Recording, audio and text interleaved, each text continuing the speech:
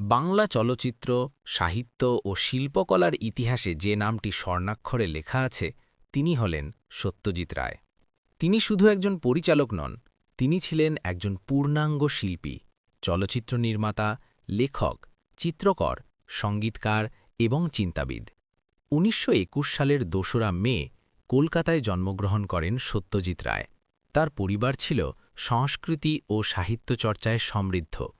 তার পিতা সুকুমার রায় ছিলেন বাংলা সাহিত্যের এক অনন্য প্রতিভা এবং দাদা উপেন্দ্রকিশোর রায়চৌধুরী ছিলেন লেখক ও প্রকাশক।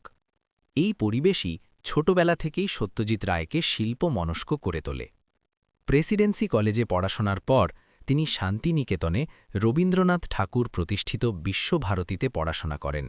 এখানেই তিনি ভারতীয় শিল্প ও সংস্কৃতির গভীর রস আস্বাদন করেন, যা পরবর্তীতে তার চলচ্চিত্রে স্পষ্টভাবে ফুটে ওঠে। ১৯৫৫ সালে মুক্তি পায় তার প্রথম চলচ্চিত্র পথের পাঁচালী। এই ছবি শুধু ভারত নয়, গোটা বিশ্বের চলচ্চিত্রপ্রেমীদের মন জয় করে নেয়। গ্রাম বাংলার সাধারণ মানুষের জীবন সংগ্রাম, অনুভূতি ও মানবিকতা এত সুন্দরভাবে তুলে ধরা হয়েছিল যে এটি আন্তর্জাতিক মঞ্চে ভারতীয় সিনেমাকে নতুন পরিচয় দেয়।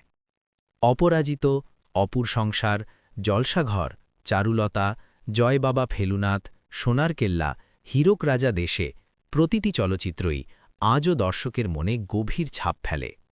তার সৃষ্টি করা ফেলুদা, প্রফেসর শঙ্কুর মতো চরিত্র আজও পাঠক ও দর্শকের কাছে ভীষণ জনপ্রিয়। তিনি পেয়েছেন অসংখ্য জাতীয় ও আন্তর্জাতিক পুরস্কার।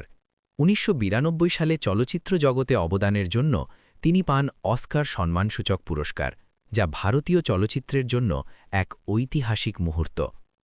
সত্যজিৎ রায় শুধু একজন মানুষ নন, তিনি এক চলমান প্রেরণা। তার কাজ আমাদের শেখায় নীরবতাও কথা বলতে পারে।